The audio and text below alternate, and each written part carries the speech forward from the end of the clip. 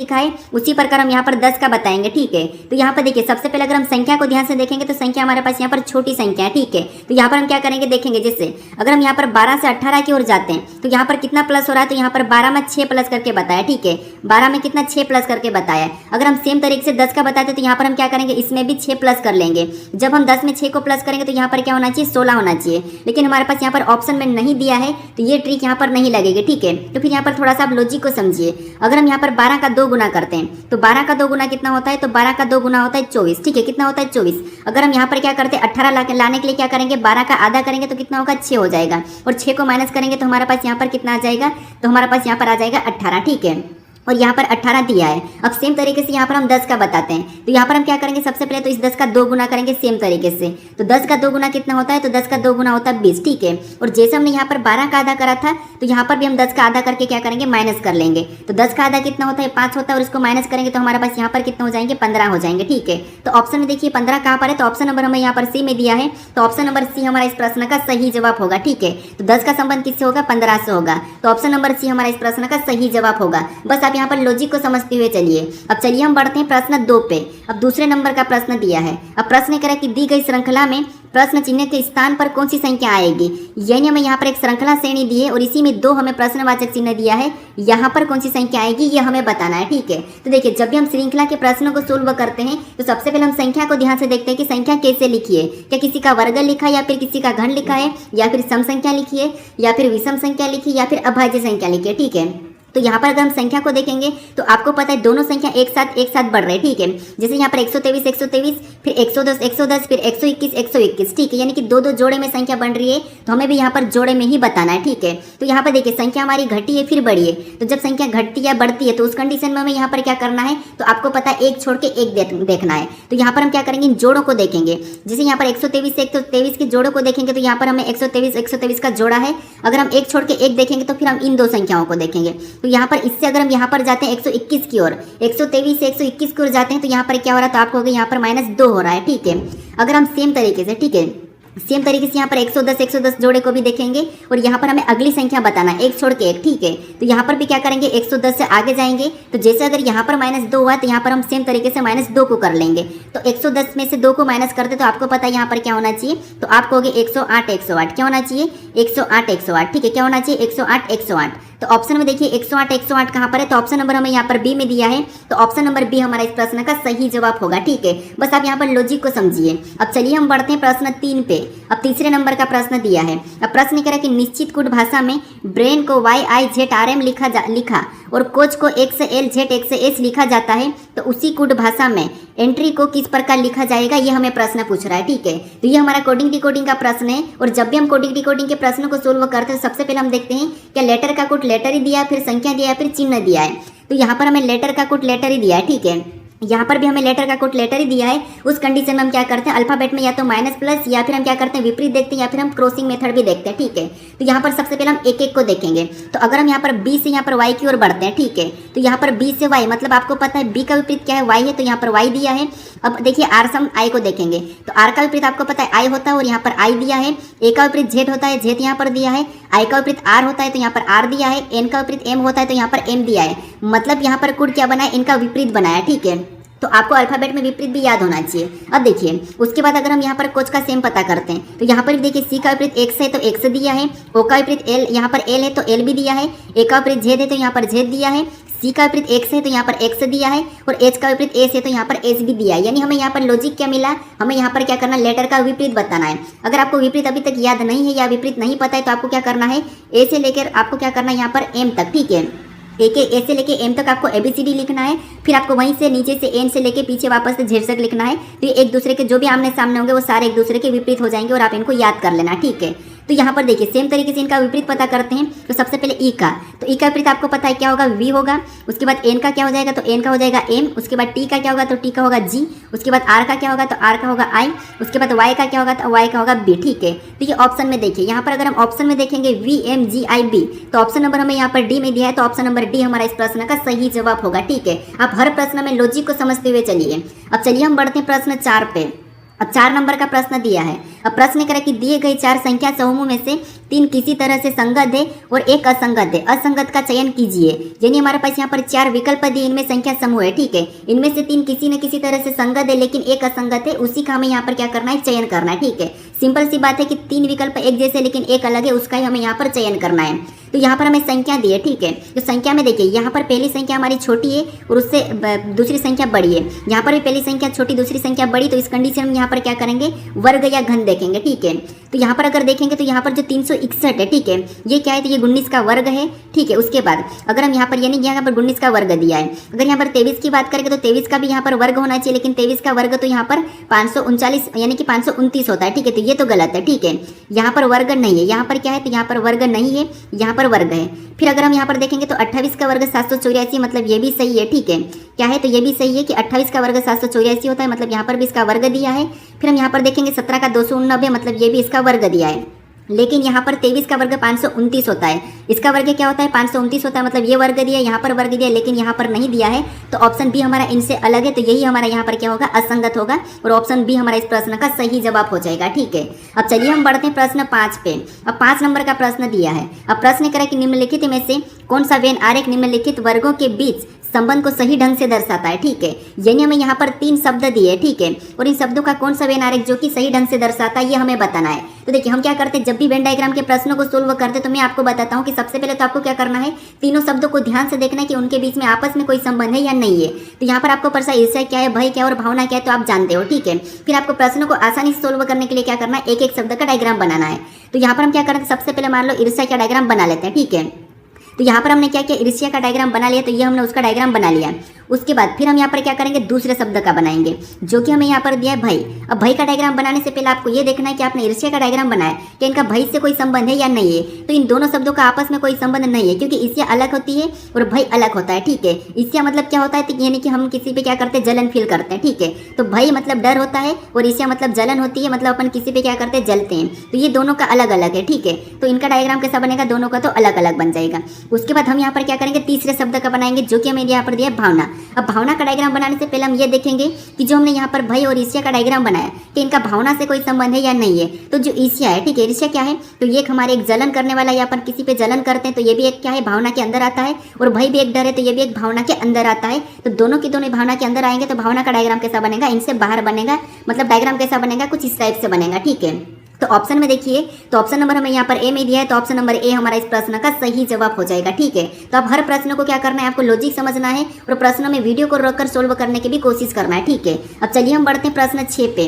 अब 6 नंबर का प्रश्न दिया है। अब प्रश्न करें कि दिए गए पैटर्न को ध्यानपूर्वक अध्ययन करें और प्रश्न चिन्ह को ज्ञात करें। यानी हमारे पास यहाँ पर 3 पैटर्न दिए, ठीक है, समान तरीके से, और इनमें हमारे पास यहाँ पर 2 प्रश्नवाचक चिन्ह है। यहाँ पर कौन सी संख्या होगी ये हमें बताना, ठीक है। तो सबसे पहले हमें यहाँ पर अध्ययन करना है कि जो ऊपर स्टार है, ठीक है, इनमें जो संख्या लिखी है दोनों पैटर्न में, ये कैसे लिखी ये हम पता करते हैं, ठीक है। तो आपको पता ही है। अब देखिए यहाँ पर थोड़ा सा लॉजिक को समझिए।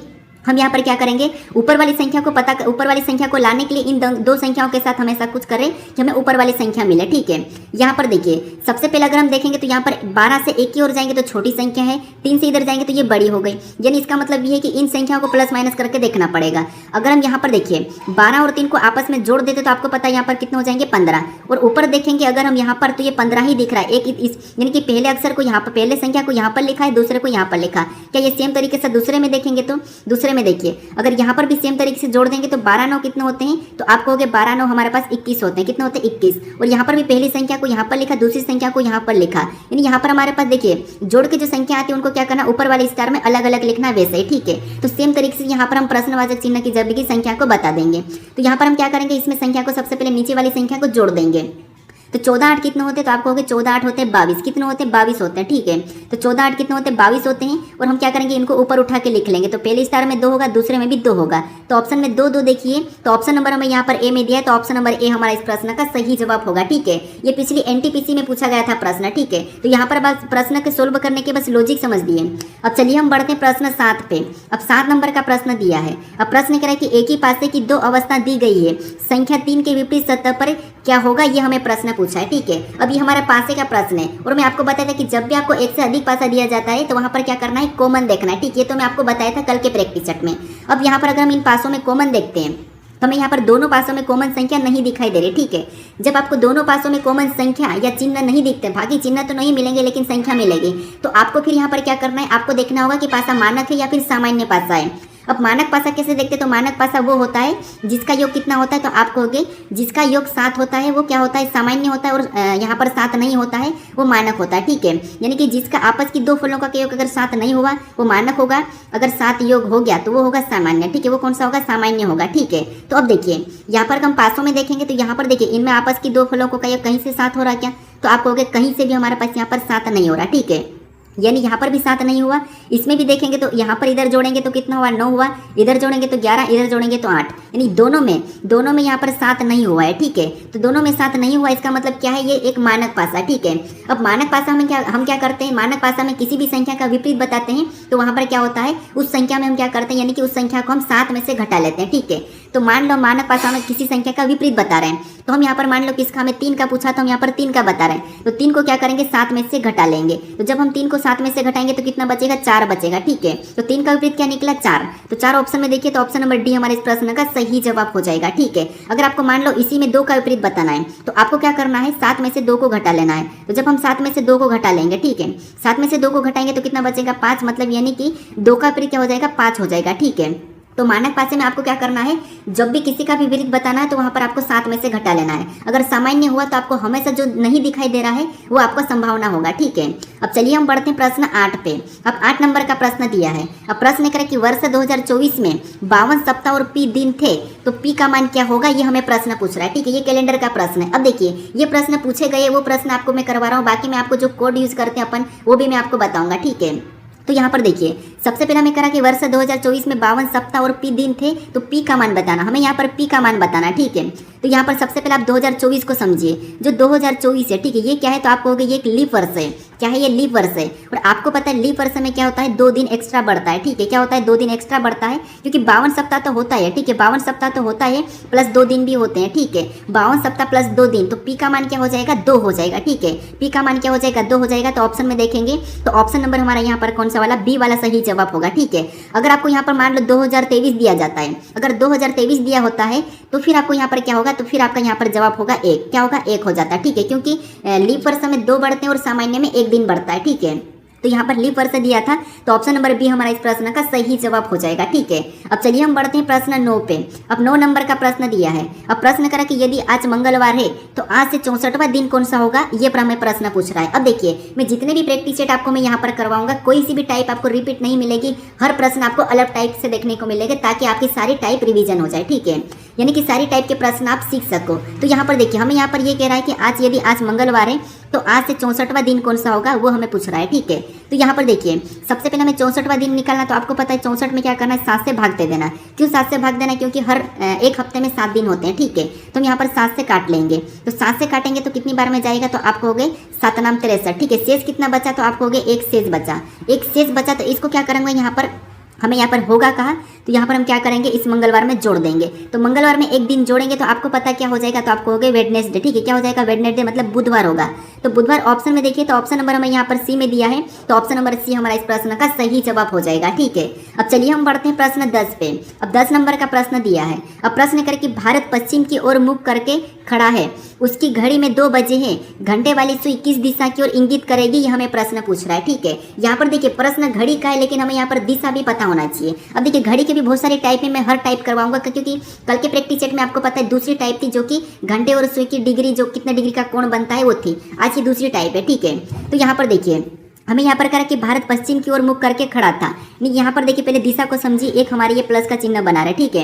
ये प्लस का चिन्ह बना है, ये हमारी दिशा है। तो ऊपर क्या होता है, तो आप कहोगे उत्तर होता है, और नीचे क्या होता है, यानी कि नीचे दक्षिण होता है, और राइट में पूर्व होता है, और लेफ्ट में, ठीक है, राइट में क्या होगा, तो आप कहोगे राइट में पूर्व, ठीक है, और लेफ्ट में पश्चिम। ये हमारा पश्चिम है, ठीक है। अब ये पश्चिम की ओर मुख करके खड़ा है, मतलब ये इधर की ओर देख रहा है, ठीक है, इधर की ओर देख रहा है। अब देखिए उसकी घड़ी में 2 बजे हैं, उसकी घड़ी में क्या है, 2 बजे हैं। मतलब यहाँ पर देखिए अगर ये इधर की ओर खड़ा, मतलब मैं यहाँ पर घड़ी बनाता हूँ, ठीक है, ये घड़ी है, ठीक है, ये घड़ी है। तो यहाँ पर कह रहा है कि उसकी घड़ी में 2 बजे, मतलब ये घड़ी है। अब 2 बजे तो घंटे वाली सुई किस दिशा की ओर इंगित करेगी, ये हमें प्रश्न पूछ रहा है।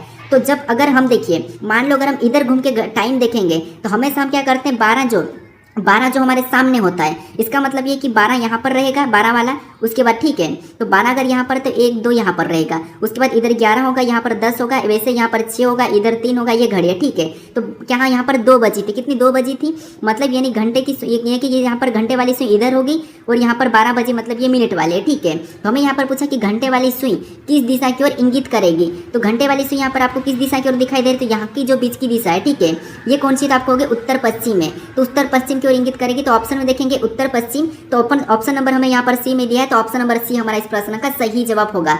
अगर आप उत्तर की ओर खड़े रहते हैं तो आपको पता है फिर आपकी घड़ी किधर इंगित करते, इधर करते, क्योंकि तब 12 ऊपर की ओर रहता है ठीक है। तो जिस भी दिशा में आप खड़े हो उसी दिशा के सामने आपको यहाँ पर 12 बजती हुई दिखाई देती है ठीक है। तो ऑप्शन नंबर सी हमारा इस प्रश्न का सही जवाब हो जाएगा। अब चलिए हम बढ़ते हैं प्रश्न 11 पे।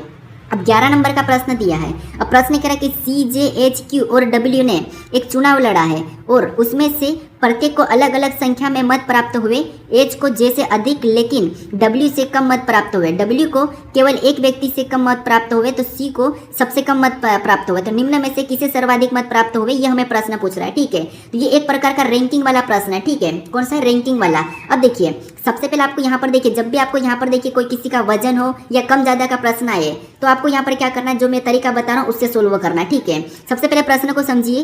प्रश्न कह रहा है कि CJHQ और W ने एक चुनाव लड़ा है ठीक है, एक चुनाव लड़ा है और उनमें से प्रत्येक को अलग अलग संख्या में मत प्राप्त हुए ठीक है, यहाँ तक तो ठीक है। अब आगे देखिए, अगर हम आगे देखेंगे तो यहाँ पर आगे देखेंगे तो हमें यहाँ पर क्या दिया है, तो आपको यहाँ पर हमें H को J से अधिक मिला है ठीक है। यहाँ पर देखिए जो H है, H को J से अधिक मिला है, मतलब अधिक, H को J से अधिक मतलब यहाँ पर हम देखेंगे ये H है ठीक है, H को J से अधिक, तो ये H बड़ा है और J से अधिक तो हम यहाँ पर J को नीचे ले लेंगे ठीक है, ये J है, यानी H को J से अधिक मिला तो यहाँ पर ऊपर मतलब बड़ा है ठीक है। उसके बाद आगे देखेंगे तो लेकिन W से कम प्राप्त, यानी H को J से तो अधिक लेकिन W से कम, मतलब W इससे भी ज़्यादा हो जाएगा तो W को हम और ऊपर लेंगे ठीक है। अब आगे पढ़ेंगे तो W से कम मत प्राप्त हुए और W को केवल एक व्यक्ति से कम मतलब कम मत प्राप्त हुए ठीक है, एक व्यक्ति से कम, इसका मतलब ये कि W से भी कोई ज़्यादा एक लिया होगा, तो वो कौन है, तो आप कहोगे मान लो यहाँ पर हमें अभी कहा नहीं है ठीक है। उसके बाद यहाँ पर कह रहा है कि C को सबसे कम मत प्राप्त हो, ये मतलब C को सबसे कम, इसका मतलब ये कि C यहाँ पे हो जाएगा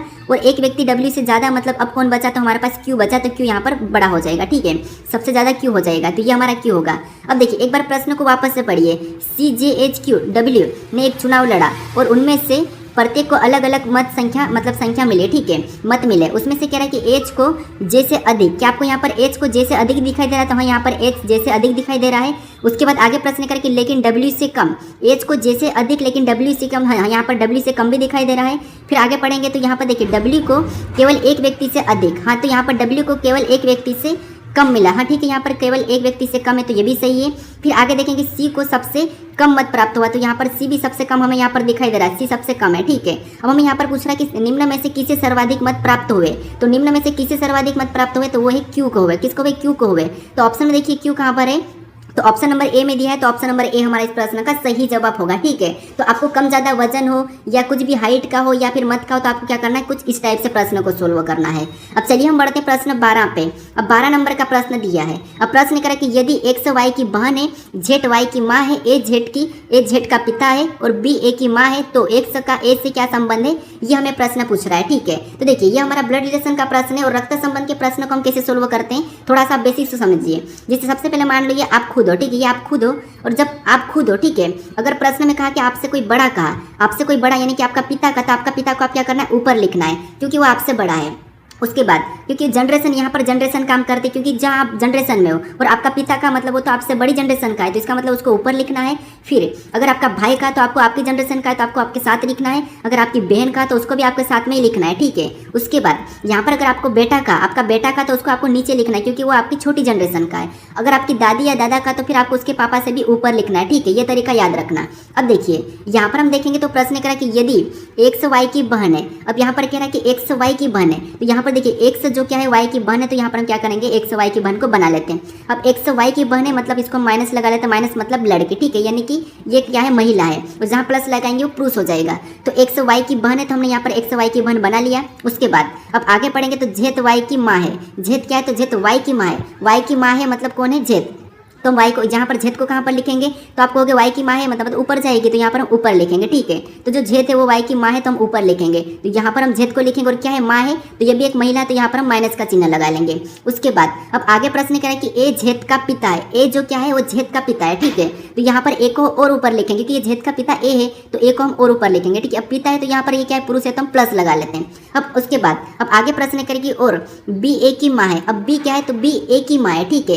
ए की माँ कौन है, तो आप कहोगे बी है, तो बी को हम कहाँ लिखेंगे, तो ए से भी ऊपर लिखेंगे क्योंकि ये इसकी माँ है, ठीक है। तो यहाँ पर जगह नहीं तो मैं थोड़ा सा ऊपर लिखता हूँ, तो बी जो ए की माँ है तो यहाँ पर बी को और ऊपर लिखेंगे, ठीक है। तो बी क्या है, तो बी ए की माँ है, तो यहाँ पर हम महिला है तो माइनस लगा देते हैं, ठीक है। बी ए की माँ है। अब देखिए अब प्रश्न करें कि तो एक्स का ए से क्या संबंध है, यहाँ पर आप गलती कर देते हो, ठीक है। आप इतना सब कुछ करने के बाद भी आप यहाँ पर क्या करते हैं, रिलेशन बताने में गलती करते हैं। तो यहाँ पर कह रहा है कि एक्स का ए से क्या संबंध है, तो मैं बताया था कि जहाँ पर भी से लगा वहाँ से आपको उल्टा बताना है, तो से हमारे यहाँ पर ए के बाद लगा है, ठीक है। यानी ए का एक्स क्या लगेगा हमें ये बताना है, तो आप कहोगे ए का एक्स क्या लगेगा, तो यहाँ पर ए का एक्स क्या लगेगा, तो यहाँ पर देखिए मान लो एक्स तुम खुद हो, ठीक है, तुम एक्स हो, एक्स तुम हो, ठीक है। और तुम्हारे यहाँ पर देखिए ये अगर ये तुम्हारा वाई कौन है, तो भाई या बहन है। अब देखिए यहाँ से देखिए ऊपर देखिए ये कौन है, तो आप कहोगे ये हमारी माँ है, जेद क्या है, माँ है, और ये माँ का पिता है, ए कौन है, अपनी माँ का पिता है, ठीक है। तो अपनी माँ का पिता का अपन क्या लगेंगे, तो यहाँ पर देखिए ऑप्शन में देखिए, अब ऑप्शन में कह रहा है कि माँ की बहन, क्या अपन अब यहाँ पर देखिए ए का एक्स से क्या लगेगा, तो ए का एक्स से क्या, ए का एक्स से क्या माँ की बहन लगेगा क्या, तो नहीं, ये तो गलत है। उसके बाद क्या पिता की माँ लगेगा, तो ये भी गलत है। क्या बेटी लगेगी, तो ये भी गलत है, ठीक है। तो जो एक्स है ये क्या लगेगा, तो बेटी की बेटी लगे है, ठीक है। एक्स कौन है, तो ये इसकी ए की बेटी है, ठीक है। ए की बेटी जेठ है और इसकी बेटी एक्स है, तो ये बेटी की बेटी है। तो ऑप्शन नंबर डी हमारा इस प्रश्न का सही जवाब होगा, ठीक है। कौन सा होगा, ऑप्शन नंबर डी। तो जहां पर भी से लगा वहां से आपको उल्टा बताना है। अब चलिए हम बढ़ते हैं प्रश्न 13 पे। अब 13 नंबर का प्रश्न दिया है। अब प्रश्न करें कि रिया अपने घर से स्कूल के लिए पूर्व में 3 किलोमीटर चलती है, किमी मतलब किलोमीटर चलती है, और दाएं मुड़कर 4 किलोमीटर चलती है और स्कूल पहुंच जाती है। तो बताइए घर और स्कूल की दूरी क्या है। यहाँ पर कह रहा है कि बताइए घर और स्कूल की दूरी क्या है, ये हमें प्रश्न पूछ रहा है। तो ये हमारा प्रॉपर दिशा और दूरी का प्रश्न है, ठीक है। तो यहाँ पर देखिए सबसे पहले आपको पता है दिशा कैसी होती है, तो कुछ इस टाइप से होती है, ये हमारी दिशा है, ठीक है। ऊपर की ओर उत्तर, नीचे की ओर दक्षिण, और राइट में पूर्व और लेफ्ट में पश्चिम, ठीक है। ये हमारी दिशा है। अब देखिए प्रश्न करा कि रिया अपने घर से स्कूल के लिए पूर्व की ओर 3 किलोमीटर चलती है, ठीक है। तो मान लो यहाँ से रिया चलना शुरू करा है, ठीक है। और यहाँ पर क्या करा, पूर्व की ओर 3 किलोमीटर, तो यहाँ से मान लो चली तो पूर्व किधर है, इधर है। तो यहाँ से चलना शुरू करा तो पूर्व की ओर इधर 3 किलोमीटर, ठीक है। तो ये हमने 3 किलोमीटर पूर्व की ओर चलाया। उसके बाद आगे कह रहा कि दाएं मुड़कर 4 किमी चलती है, यानी कि 4 किलोमीटर चलती है। जब रिया यहाँ से चली तो यहाँ पर पहुंची और यहाँ से दाएं मुड़ी, तो इसका दायां किधर होगा, तो आप कहोगे नीचे होगा। और नीचे कितना चली, तो आप कहोगे 4 किलोमीटर चलिए, ठीक है। नीचे कितना चली, 4 चलिए, और स्कूल पहुंच जाती है, ठीक है। यानी यहाँ पर ये स्कूल पहुंच गई, ठीक है, स्कूल पहुंच गई। अब कह रहा है कि तो बताइए घर और स्कूल की दूरी क्या है। तो देखिए हमें यहाँ पर पूछ रहा है कि ये वाली दूरी क्या है, ये हमें प्रश्न पूछ रहा है, ठीक है। ये वाली दूरी, ना कि हमें यहाँ पर कुल पूछा है और कितनी चली ये भी नहीं पूछा है। हमें यहाँ पर एरिया के घर और स्कूल की दूरी पूछा है। तो जब भी हम क्या करते हैं, ये वाली दूरी निकालते तो हम क्या करते हैं, इसका वर्ग और इसका वर्ग करके हम क्या करते हैं, जो संख्या आती है वो किसका वर्ग है, यानी कि पाइथागोरस प्रमेय लगाते हैं, ठीक है। यानी यहाँ पर क्या करते हैं, हम कर्ण बराबर लंब का वर्ग प्लस आधार का वर्ग करते हैं, ठीक है। तो यहाँ पर देखिए सबसे पहले क्या करेंगे, 3 का वर्ग कर लेंगे और इधर 4 का वर्ग कर लेंगे। तो 3 का वर्ग आपको पता है कितना हुआ, 9, और 4 का वर्ग 16। तो इनको क्या करेंगे, आपस में जोड़ लेंगे। मैं आपको यहाँ पर डायरेक्ट बता रहा हूँ, आपस में जोड़ेंगे तो कितना होगा, 25 होगा। और जो 25 किसका वर्ग है, क्योंकि ये रूट है, ठीक है। 25 किसका वर्ग है, तो आपको ये 5 का वर्ग है, किसका है, 5 का वर्ग है। तो 5 किलोमीटर होगा, ये दूरी कितनी होगी, 5 किलोमीटर होगी। तो ऑप्शन में देखिए 5 कहाँ पर है, तो ऑप्शन नंबर सी में दिया है, तो ऑप्शन नंबर सी हमारा यहाँ पर सही जवाब होगा, ठीक है। अब चलिए हम बढ़ते हैं प्रश्न 14 पे। अब 14 नंबर का प्रश्न दिया है। अब प्रश्न करा कि यदि 4 बराबर 64, 3 बराबर 27 और 2 बराबर 8, तो 11 बराबर क्या होगा, ये हमें प्रश्न पूछा है, ठीक है। तो ये भी हमारा कोडिंग डिकोडिंग का ही प्रश्न है। अब देखिए यहाँ पर हमें क्या करना, सबसे पहले आपको पता है जब भी हमें लेटर का कुछ लेटर दिया जाता है, जब भी हमें यहाँ पर लेटर का कुछ लेटर जब भी हमें यहाँ पर लेटर का कुछ संख्या दी जाती है, उस कंडीशन में यहाँ पर क्या करते हैं, उन लेटर को हम संख्या में बदल के देखते हैं, ठीक है। पहला तरीका तो हम ये लगाते हैं। तो यहाँ पर अगर हम यहाँ पर देखिए एप देखेंगे तो एप ABCD में 6 नंबर पे आता है। ओ की बात करेंगे तो ओ हमारा 15 नंबर पे आता है। यहाँ पर यू की बात करेंगे तो यू हमारा 21 नंबर पे आता है। और आर की बात करेंगे तो 18 नंबर पे आता है। अगर हम इनको हम सबको जोड़ लेते हैं, ठीक है, तो आपको पता है 6 15 कितने होंगे, 21, और 21 और 21 देखिए 21 और 21 कितने हो जाएंगे, 42। कितने होंगे, 42। और 42 में 18 को जोड़ देंगे तो यहाँ पर कितने हो रहे हैं, तो यहाँ पर 10 का शून्य, हासिल का 1 और 6 और मतलब यहाँ पर तो 60 हो रहा है, ठीक है। और यहाँ पर क्या दिया है, 64 दिया है। तो इस तरीके से तो आ नहीं रहा। तो फिर यहाँ पर हम क्या कर सकते, देखिए अगर हम इसको लेटर को गिनते हैं तो गिनेंगे तो यहाँ पर 1 2 3 4, यहाँ पर कितने 4 है, ठीक है। और यहाँ पर 64 लिखा, मतलब यहाँ पर 4 का घन कर दिया है। अगर सेम तरीके से यहाँ पर भी गिनेंगे तो 1 2 3 4 5, तो यहाँ पर भी सेम तरीके से 5 का घन होना चाहिए, ठीक है। लेकिन यहाँ पर 27 दिया है, तो ये भी तरीका नहीं लग रहा है। तो फिर यहाँ पर देखिए अगर आप इस शब्द को पढ़ोगे, ठीक है, तो यहाँ पर क्या दिया 4 का मतलब 4, ठीक है। और यहाँ पर 4 का घन कर दिया है और 4 का घन यहाँ पर दिया है। सेम तरीके से इसे देखेंगे तो ये 3 है, ठीक है।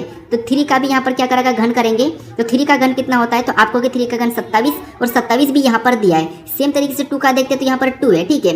और 2 मतलब 2, और 2 का भी घन करेंगे तो 2 का घन कितना होता है, तो आपको 2 का घन 8 और यहाँ पर 8 भी दिया है। मतलब जो लिखा है उसी का हमें क्या करना है, घन करना है, ठीक है। तो सेम तरीके से यहाँ पर क्या लिखा है 11, और 11 का हम क्या करेंगे, सेम तरीके से घन कर देंगे। तो 11 का घन कितना होता है, तो आप कहोगे 13 31, 1300 कितना होता है, 31 होता है। तो ऑप्शन में देखिए 1331 कहाँ पर है, तो ऑप्शन नंबर सी में दिया है। तो ऑप्शन नंबर सी हमारा यहाँ पर सही जवाब होगा, ठीक है। क्योंकि कभी कभी आसान सा प्रश्न भी कठिन दिखने लगता है। अब चलिए हम बढ़ते हैं प्रश्न 15 पे।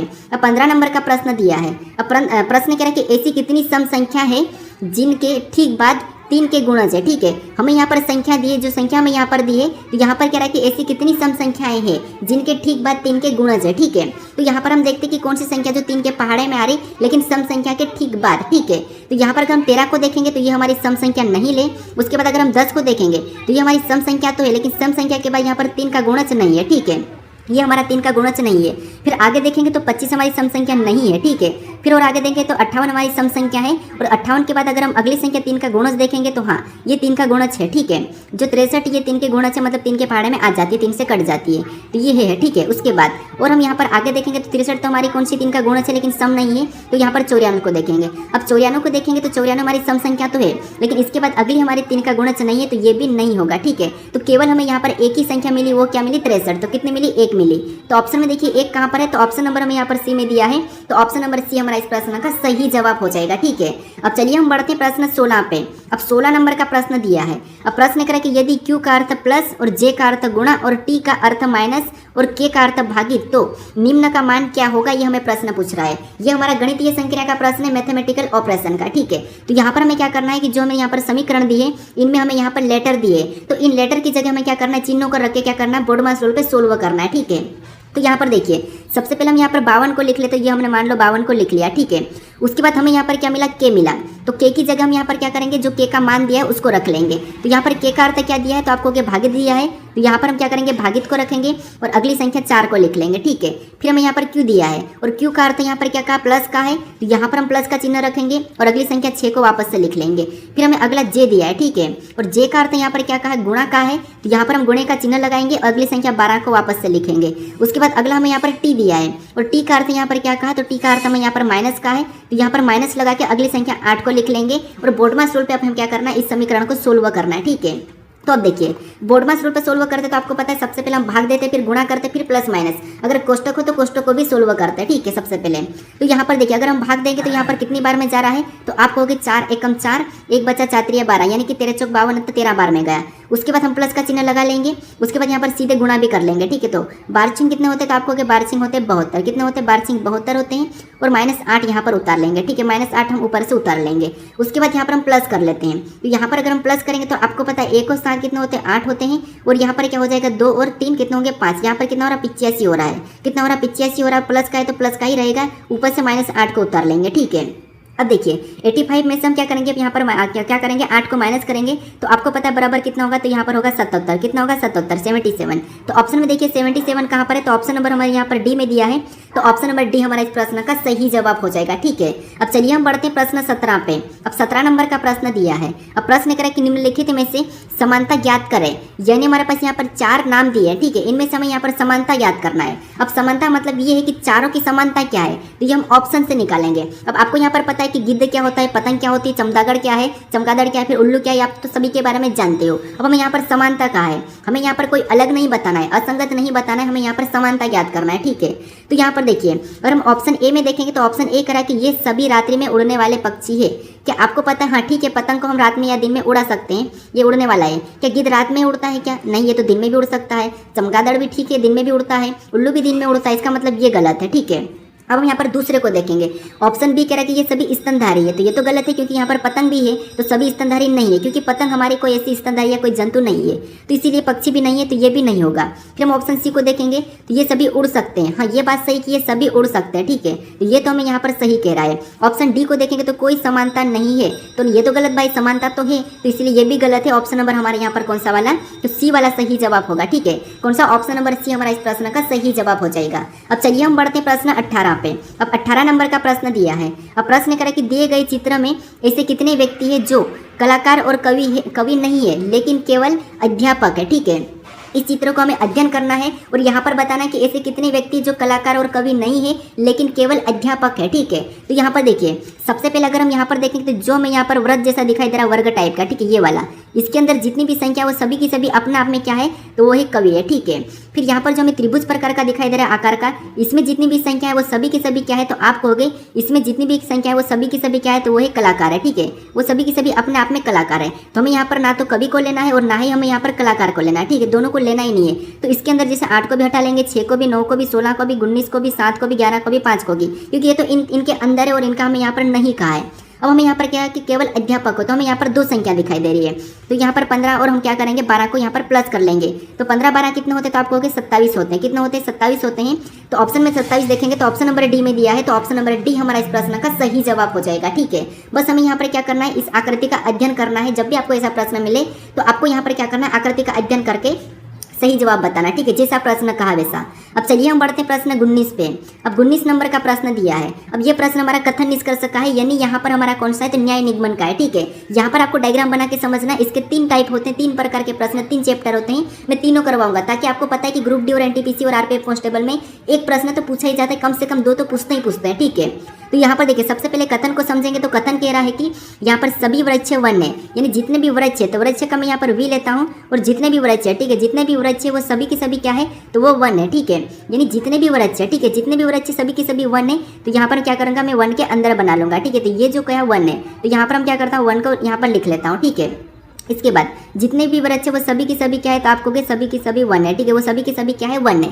अब यहाँ पर दूसरे को देखिए। अब यहाँ पर दूसरा क्या कह रहा है कि दूसरा कह रहा है कि कोई वन बड़ा नहीं है। अब यहाँ पर कह रहा है कि कोई भी वन बड़ा नहीं है, तो हमें बड़ा का भी डायग्राम बनाना है, ना कि हमें ये नहीं समझना कि बड़ा या छोटा, ये से नहीं समझना। हमें यहाँ पर कह रहा है कि कोई भी वन बड़ा नहीं है, तो हम यहाँ पर बड़े का अलग डायग्राम बनाएंगे, तो ये हमारा बड़े का डायग्राम बनेगा, ठीक है। यानी भी कोई भी वन बड़ा नहीं है। उसके बाद हर शब्द का डायग्राम बनाना है, ठीक है। अब इसके बारे में निष्कर्ष क्या कह रहा है हम ये देखेंगे। तो यहाँ पर निष्कर्ष को समझिए। पहला निष्कर्ष कह रहा है कि कोई वृक्ष बड़ा नहीं है, तो वृक्ष हमारा कहाँ पर है, यहाँ पर है। क्या वृक्ष और बड़ा का कोई संबंध है क्या, तो नहीं है। तो ये बात तो सही है कि कोई भी वृक्ष बड़ा नहीं है, ठीक है। क्या है, कोई भी वृक्ष बड़ा नहीं है, तो ये बात तो सही कह रहा है। पहला निष्कर्ष तो कथन के बारे में सही कह रहा है। अब दूसरे को देखते हैं। तो दूसरा कह रहा है कि सभी वृक्ष बड़े हैं। क्या आपको जितने भी वृक्ष सभी के सभी बड़े दिखाई दे रहे हैं, तो इनका कोई संबंध नहीं है, तो बड़े कैसे हो सकते हैं, तो इसीलिए ये गलत कह रहा है और पहला वाला सही कह रहा है। तो ऑप्शन में देखिए केवल निष्कर्ष एक पालन करता है, तो ऑप्शन नंबर बी में दिया है, तो ऑप्शन नंबर बी हमारा इस प्रश्न का सही जवाब हो जाएगा, ठीक है। अब चलिए हम बढ़ते हैं प्रश्न 20 पे। अब 20 नंबर का प्रश्न दिया है और ये हमारा कथन निष्कर्ष प्रश्न है, ठीक है, कथन और निष्कर्ष का। अब यहाँ पर देखिए, यहाँ पर देखें तो सबसे पहले हमें कथन को पढ़ना है। यहाँ पर कोई डायग्राम नहीं बनाना है, कथन आपको एक ही मिलेगा, सीधे कथन को पढ़ना है और उस कथन के बारे में निष्कर्ष क्या कह रहा है, क्या निष्कर्ष निकल रहा है, आपको ये देखना है। तो यहाँ पर देखिए स्पष्ट क्या कह रहा है कि कथन कह रहा है कि मानव और वानर के कुछ गुण समान है। यहाँ पर याद रखना, मानव और वानर के कुछ गुण समान है, ये हमें कथन कह रहा है, ठीक है। क्या कह रहा है कि मानव और वानर के कुछ गुण समान है, ठीक है। कथन को समझिए, मानव और वानर के कुछ गुण समान है, ठीक है, कुछ गुण समान है। तो अब निष्कर्ष इसके बारे में क्या कह रहा है हम ये देखते हैं। तो यहाँ पर निष्कर्ष को देखिए। पहला निष्कर्ष कह रहा है कि वानर मानव की तुलना में अधिक चालाक होता है। कि यहाँ पर स्पष्ट हमें यहाँ पर कहा है कि यहाँ पर हमें चालाक का तो कुछ कहा ही नहीं, हमें तो यहाँ पर कुछ गुण का कहा। अब कौन सा गुण कौन सा क्या है ये स्पष्ट हमें नहीं कहा है, लेकिन कुछ गुण समान है। मानव और वानर में कुछ गुण समान है, इसका मतलब ये है कि यहाँ पर हम स्पष्ट नहीं कह सकते कि वानर मानव की जो वानर है, ठीक है, वानर मानर की तुलना में अधिक चालाक होते हैं, तो ये हम स्पष्ट नहीं कह सकते हैं, तो ये तो गलत है, ठीक है। अब हम दूसरे को देखते हैं। दूसरा कह रहा है कि मानव वानर की तुलना में अधिक चालाक होते हैं। क्या मानव भी वानर की तुलना में अधिक चालाक होते हैं? अगर हम रियल भाषा में कहते तो हो सकते हैं, एक संभावना बनती है, लेकिन हम यहाँ पर भी स्पष्ट नहीं कह सकते क्योंकि यहाँ पर हमें कथन में कहीं भी नहीं दर्शाया, क्योंकि हमें यहाँ पर कथन के अनुसार चलना है। तो ये भी हमें यहाँ पर क्या कह रहा है, गलत कह रहा है। दोनों निष्कर्ष इसके बारे में गलत है, ठीक है, क्योंकि हम स्पष्ट नहीं कह सकते कि वानर मानव की तुलना से अधिक चालाक है या फिर मानव वानर की तुलना से अधिक चालाक है, ये हम स्पष्ट नहीं कह सकते हैं। तो इसीलिए दोनों गलत है। ऑप्शन में देखेंगे तो यहाँ पर दोनों निष्कर्ष सत्य नहीं है, ठीक है। तो ऑप्शन नंबर न तो पहला और नहीं दूसरा, तो ऑप्शन नंबर बी हमारे इस प्रश्न का सही जवाब हो जाएगा, ठीक है। अब चलिए हम बढ़ते हैं प्रश्न 21 पे। अब 21 नंबर का प्रश्न दिया है। अब प्रश्न यहाँ पर देखिए, ये हमारा कौन सा है, कथन और पूर्ण धारणाएं के। तो यहाँ पर पूर्ण धारणा मतलब धारणाएं वाला है, ठीक है। तो यहाँ पर भी हमें कथन को समझना है और कथन को लेके यहाँ पर धारणाएं क्या है हमें ये देखना है। तो हमारा यहाँ पर कथन कह रहा है कि यदि आप यातायात नियमों का पालन नहीं करते हैं तो आप पर जुर्माना लगाया जाएगा। अब कथन ये कह रहा है कि यदि आप यातायात नियमों का पालन नहीं करते हो, यानी नहीं करते हैं, तो आप पर जुर्माना लगाया जाएगा, ये कथन कह रहा है। अब इसके बारे में धारणाएं देखिए।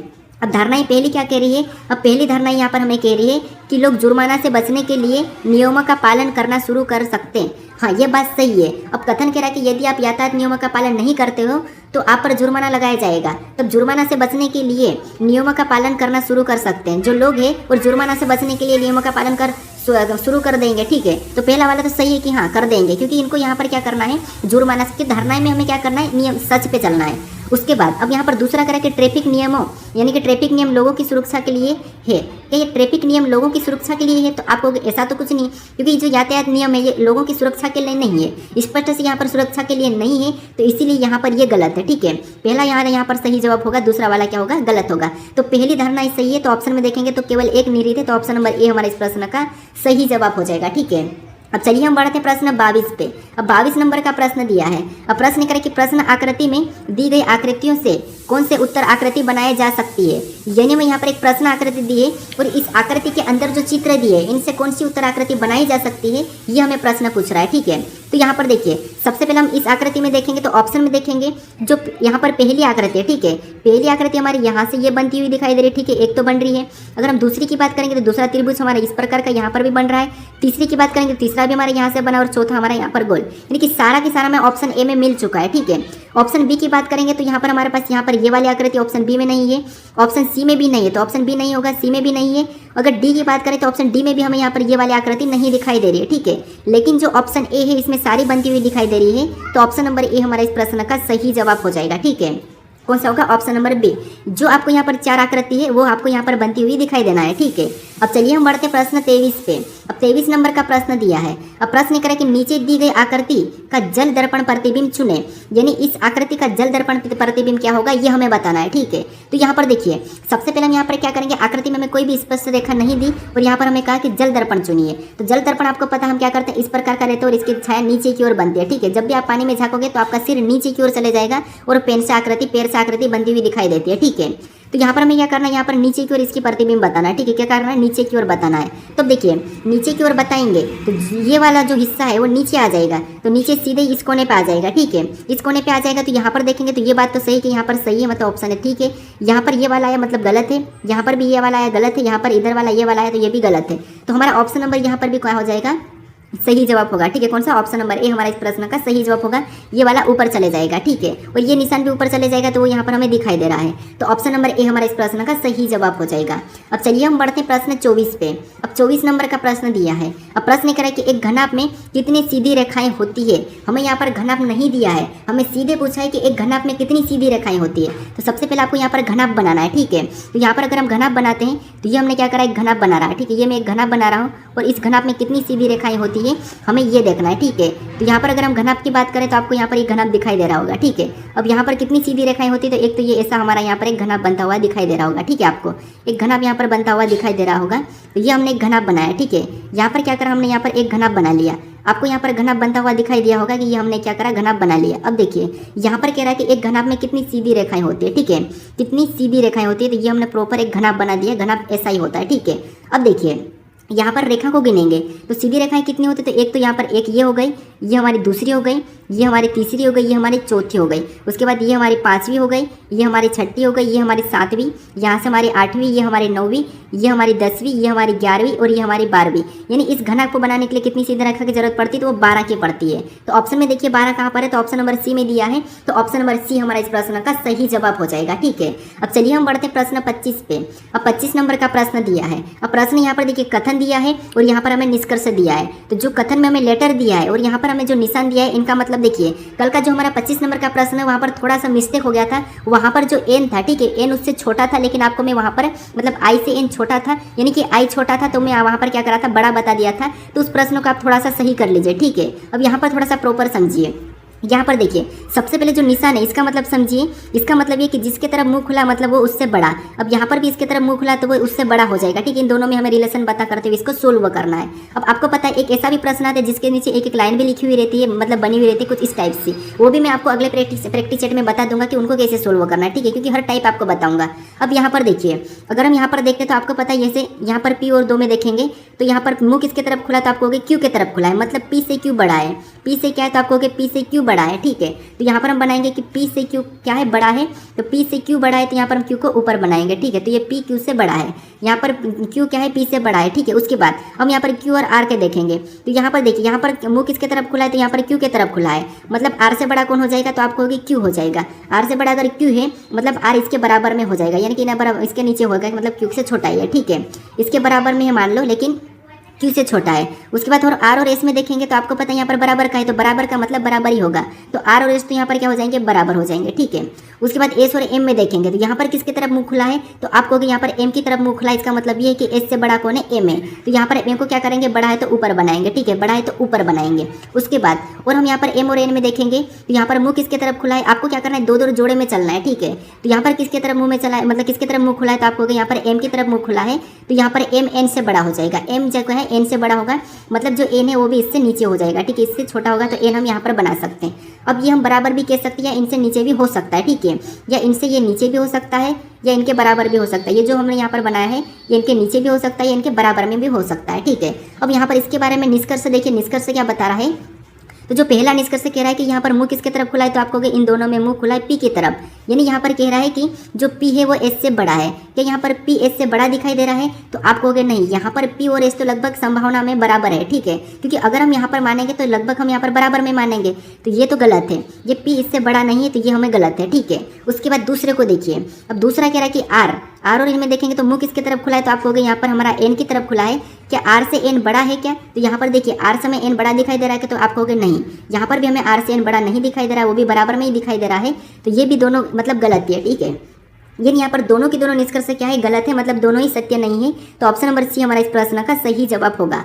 अगर आपको यहाँ पर संभावना मिलती है, ऑप्शन में अगर आपको संभावना मिलती तो हाँ हम संभावना बता सकते हैं, लेकिन यहाँ पर संभावना नहीं है तो दोनों के दोनों निष्कर्ष यहाँ पर सत्य नहीं है। तो ऑप्शन नंबर सी हमारा इस प्रश्न का सही जवाब हो जाएगा, ठीक है। जिसकी भी तरफ मुंह खुला वो उससे बड़ा हो जाएगा, बस आपको यहाँ पर लाइन से देखते हुए चलना है, ठीक है।